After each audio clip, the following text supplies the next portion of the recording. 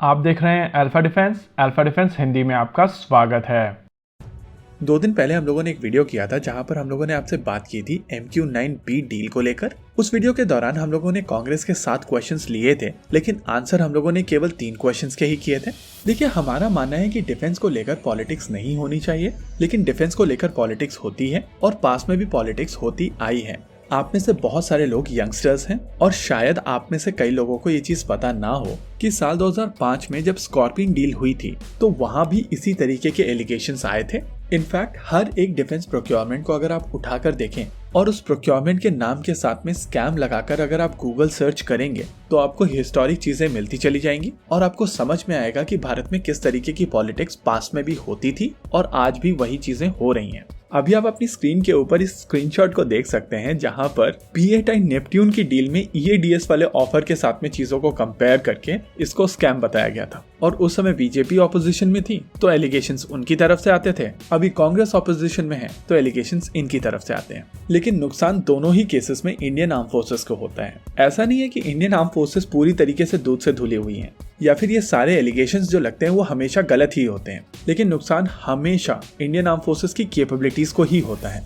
आइए एक बार इन 7 क्वेश्चंस को एक एक करके आंसर करने की कोशिश करते हैं, क्योंकि पिछले वीडियो के दौरान हम लोगों ने सोचा था कि रेटोरिक को यहाँ पर हम लोग एड्रेस नहीं करेंगे, लेकिन चीजें कॉम्प्लेक्स होती जा रही हैं और जरूरी है कि ये 7 के 7 क्वेश्चंस के डायरेक्ट आंसर्स आप सभी के साथ में शेयर किए जाएं, जिसको आप आगे चलकर अपने फ्रेंड्स के साथ में या रिलेटिव्स के साथ में भी शेयर कर सकें। पहला क्वेश्चन है कि CCS का अप्रूवल अभी तक क्यों नहीं लिया गया है और ये डील कैसे साइन कर ली गई है। देखिए, इंडिया में जब डिफेंस प्रोक्योरमेंट होता है तो सबसे पहले acceptance of necessity defence acquisition council की तरफ से आती है और ये कमेटी डिफेंस मिनिस्टर द्वारा लीड की जाती है। उसके बाद में कमर्शियल नेगोशिएशंस होते हैं, जिस फेज में इस समय ये डील है, और एक बार जब कमर्शियल बिड आ जाती है उसके बाद चीजें कैबिनेट कमेटी ऑन सिक्योरिटी के पास में जाती है, जहां पर प्रधानमंत्री के साथ साथ minister of home affairs, external affairs minister, finance minister और डिफेंस मिनिस्टर होते हैं।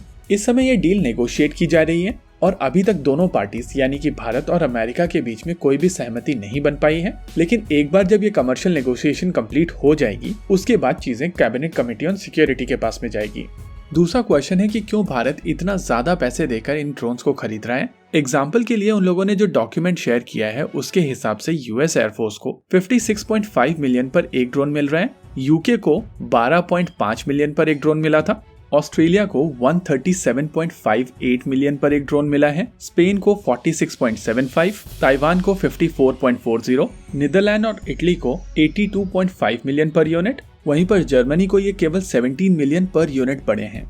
वैसे अगर आप इंडिया की डील पर जाने से पहले केवल इन्हीं चीजों को कंपेयर करें तो आपको समझ में आएगा कि यहाँ पर 12.5 मिलियन सबसे कम कीमत है जो यूके की है और 137.58 मिलियन सबसे ज्यादा कीमत है जो ऑस्ट्रेलिया की है। यानी कि जनरल एटॉमिक अपने ही देश को लगभग 3 गुना कीमत पर ये ड्रोन्स बेच रहा है और यूके और जर्मनी को ये ड्रोन्स काफी कम कीमत पर बेच रहा है। कारण यह है कि यूके और जर्मनी दोनों नेटो के मेंबर हैं और उनके पास में ग्राउंड कंट्रोल स्टेशंस ऑलरेडी मौजूद हैं। इसके अलावा यहाँ पर ट्रेनिंग और इंफ्रास्ट्रक्चर की कीमत की भी आवश्यकता नहीं है और इसमें इंटीग्रेट होने वाले हथियार भी उन लोगों के पास में ऑलरेडी मौजूद होते हैं। और रही बात यूके की, तो वो इन ड्रोन्स के साथ में अपने खुद के वेपन्स और इलेक्ट्रॉनिक्स को इंटीग्रेट करके एक और अलग तरीके का ड्रोन बनाने की कोशिश कर रहे हैं और इसी वजह से उनकी प्राइसिंग और ज्यादा डिफरेंट है। ट्विटर पर ऑगस्टिन विनोद सर ने बहुत ही अच्छे एग्जाम्पल के साथ में इस चीज को एक्सप्लेन किया था और उन्होंने कहा था कि इन ड्रोन्स को आप एक शॉपिंग बैग की तरीके से मान लीजिए और आप उसके अंदर जितनी कॉस्टली चीज डालते जाएंगे आपका शॉपिंग बैग उतना महंगा होता चला जाएगा।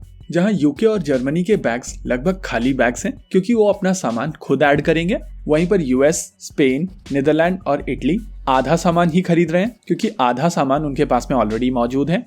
रही बात भारत की, तो इस समय भारत के पास में ना ही पुराने यूएस ड्रोन्स हैं, यानी कि हमारे पास में ग्राउंड कंट्रोल स्टेशंस नहीं हैं, ना ही हम लोग नेटो के मेंबर हैं, तो इसके ऊपर जाने वाले पॉड्स, हथियार और स्पेयर्स को भी हम लोगों को खरीदना पड़ेगा और इन ड्रोन्स को ऑपरेट करने के लिए ट्रेनिंग भी हम लोगों को यूएस से लेनी पड़ेगी। इन सभी चीजों की कॉस्ट होती है और उसी हिसाब से ओवरऑल पैकेज नेगोशिएट होता है। प्रॉब्लम यह है कि जब भी आप डील की पूरी कीमत बताते हैं तो उसमें हार्डवेयर की कीमत लगभग 50% की होती है और रिमेनिंग 50% उसके इंफ्रास्ट्रक्चर, स्पेयर्स, ट्रेनिंग और वेपन सिस्टम्स की कॉस्ट होती है। लेकिन अगर आप स्प्लिट पूरी तरीके से बता देते हैं तो एनिमी काफी आसानी से एस्टिमेट कर सकता है कि आपके पास में कितने बॉम्ब्स या मिसाइल सिस्टम्स हैं। और ऐसी सिचुएशन का मतलब है कि आप ताश खेल रहे हैं और पीछे शीशे से कोई आपके पत्ते सामने वाले को दिखा दे।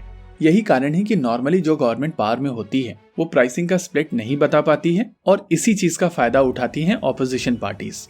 कांग्रेस की तरफ से जो तीसरा क्वेश्चन पूछा गया है उसके हिसाब से इंडियन एयरफोर्स इस डील में इंटरेस्टेड नहीं थी और मीडिया रिपोर्ट्स का रेफरेंस लेकर उनकी तरफ से कहा जा रहा है कि ये महंगे ड्रोन्स इंडियन एयरफोर्स के ऊपर थोपे जा रहे हैं। देखिए, पहले तो मीडिया रिपोर्ट्स का रेफरेंस लेकर कोई एलिगेशन लगाना नहीं चाहिए, क्योंकि अगर आप अभी अपनी स्क्रीन के ऊपर देखेंगे तो यहाँ पर इंडिया टुडे की रिपोर्ट है जहाँ पर कहा गया है कि 100 प्रेडेटर ड्रोन इंडियन एयरफोर्स खरीदना चाहती है। इनफैक्ट एक पॉइंट ऑफ टाइम पर इंडियन एयरफोर्स 100 एवेंजर ड्रोन्स में भी इंटरेस्टेड थी। ये इंडिया की पहली ट्राई सर्विसेज प्रोक्योरमेंट है और तीनों फोर्सेस मिलकर इन ड्रोन्स को अक्वायर करना चाहती हैं। इसी के चलते तीनों फोर्सेस मिलकर कुछ नंबर्स पर अराइव हुई थी और जब ये नंबर कंसोलिडेट किए गए तो डिफेंस एक्विजिशन काउंसिल को 31 का नंबर मिला और उसी को लेकर एक्सेप्टेंस ऑफ नेसेसिटी दी गई है। चौथा क्वेश्चन है तपस BH-201 को लेकर। इस ड्रोन के ऊपर DRDO की तरफ से काम किया जा रहा है और इस बात में कोई दो राय नहीं है कि जिस तरीके की टेक्नोलॉजी तपस के ऊपर है उस तरीके की टेक्नोलॉजी आपके साथ में कोई भी देश शेयर नहीं करेगा। लेकिन आपको यहाँ पर समझना पड़ेगा कि तपस और स्काई गार्जियन ड्रोन दो अलग अलग कैटेगरी के ड्रोन हैं। एग्जाम्पल के लिए तपस केवल 300 किलोग्राम का वजन उठा सकता है, वहीं MQ-9B 1700 किलोग्राम तक का वजन उठाने में सक्षम है। इंटरेस्टिंग चीज ये है कि तपस का वेट 1800 किलोग्राम का है, यानी कि थ्योरेटिकली MQ-9B तपस को ही उठा के लेके जा सकता है।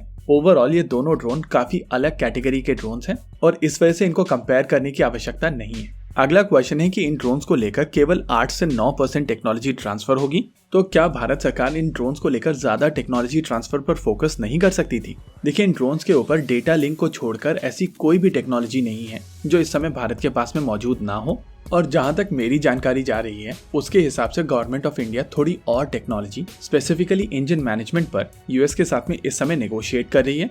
देखिए, आपको यहाँ पर एक चीज समझनी पड़ेगी कि जब भी टेक्नोलॉजी ट्रांसफर की बात होती है तो उससे रिलेटेड कॉस्ट ऐड होती है और जब आपके पास में वो टेक्नोलॉजी ऑलरेडी मौजूद है तो मेरे हिसाब से वहाँ पर डुप्लीकेशन ऑफ टेक्नोलॉजी की आवश्यकता नहीं है। अगला क्वेश्चन है कि कुछ दिनों पहले तक रिक्वायरमेंट केवल 18 ड्रोन्स की थी, अब वो रिक्वायरमेंट बढ़ाकर 31 ड्रोन्स कैसे कर दी गई है?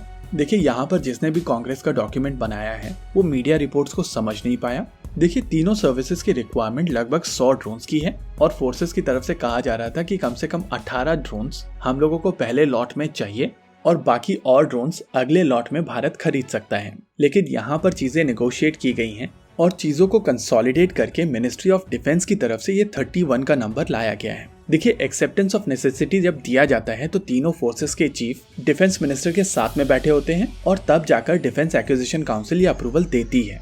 रही बात आखिरी क्वेश्चन की, जो जनरल एटॉमिक के CEO को लेकर बोला गया है कि उनके बीजेपी के क्या लिंक हैं, वो चीज हम लोग स्टैब्लिश नहीं कर पाए हैं। अगर आपको कोई आइडिया हो तो आप हमें कमेंट सेक्शन में जरूर बताइएगा। इसी के साथ आज के इस वीडियो में रखते हैं केवल इतना ही। वीडियो को अंत तक देखने के लिए धन्यवाद। देखते रहिए अल्फा डिफेंस। जय हिंद।